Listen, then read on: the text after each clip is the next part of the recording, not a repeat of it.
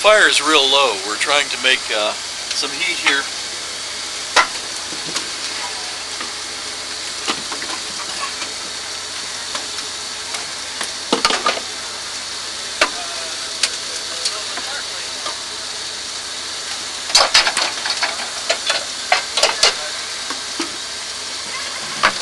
Okay.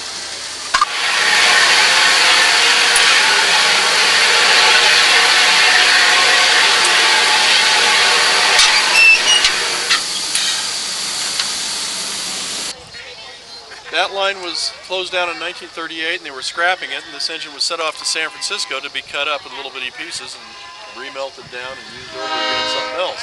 However, it was noticed by a gentleman named Gerald Best, who was a rail historian and also worked at Warner Brothers Studios down in Hollywood. He knew they were looking for a locomotive, so Warner Brothers purchased this thing, and there it went, down to Hollywood for a career until about 1976 or 77. The first movie it was in was The Torrid Zone with Jimmy Cagney, Ann Sheridan, Andy Devine, and Pat O'Brien. The last feature film it was in was also John Wayne's last movie called The Shootist. With that, its movie career ended, as did John Wayne's. Anyhow, the locomotive was purchased by the old Tucson Corporation and moved out here to Henderson, Nevada for a place they were building called Old Vegas, which is a pretty neat place back in its day. It was on static display there. It didn't look anything like this. It was kind of rough looking actually, and had gobs of studio paint all over it. However, in 1985 there was a big fire that swept through the place. It burned the locomotive and a bunch of buildings there. And you can see some pictures of that fire, the devastation from the fire, in the photographs alongside the flat card.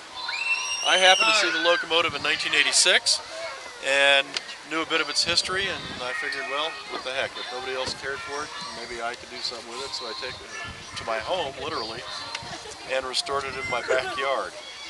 And it resides in a big shop now, you know, so it's not out in the elements all the time, just for events like this. But although it's not used in many films, we've used it in a lot of documentaries. We filmed with Ken Burns of PBS, Stephen Ives of PBS, the Discovery Channel, the History Channel, and outfits like that. To this day, you can still see her rolling across the small screen. Every so often I get calls on the phone saying that somebody's seen it. The last documentary we did was called Wild West Tech with Keith Carradine, which airs on the History Channel. Anyhow, there's only 3 of these locomotives that are left. One is in the California State Railroad Museum in Sacramento. It's their centerpiece there. It's called the Sonoma. The other one is in the Smithsonian Institution back in Washington, D.C. It's called the Jupiter. And then there's Eureka here, which is the oldest of the 3, but the only one that's operational. Like I say, it's listed, however, on the National Historic Register. We would rather have it out running, doing what it's intended to do, rather than sitting stuffed and mounted in some museum. Now, even though we're doing short display runs here for all of you for the holidays, this locomotive does go every year to Colorado and run through the Rocky Mountains on the narrow gauge back there. So it's doing today what it's done since the day it was built. That's out there serving the public and taking it through some areas.